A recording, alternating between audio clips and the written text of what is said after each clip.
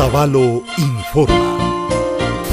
Diciembre mágico en Otavalo. Lunes 26 de diciembre, Pase del Niño del Movimiento Juan 23 Otavalo, Redondel de los Danzantes, Iglesia El Jordán 18 horas. Miércoles 28 de diciembre, Gran Rifa, En Busca de una Sonrisa, Festival de Bandas, Exposición de Caretas y Baile de Inocentes, Plazoleta González Suárez 19 horas. Sábado 31 de diciembre, Concurso de Dibujo por un Ambiente Sano, Casa Barrial del Barrio Lindo de Calpaquí 10 horas. Festival Artístico, Concurso de Testamentos y Años Viejos, Barrio San Blas 20 horas. Segundo Festival Artístico de la Canción Nacional para Aficionados, Cantando a mi Pueblo, Ciudadela Jacinto Coyahuaso, primera etapa, 19 horas. Festival Artístico de Fin de Año, Barrio El Empedrado, 19 horas.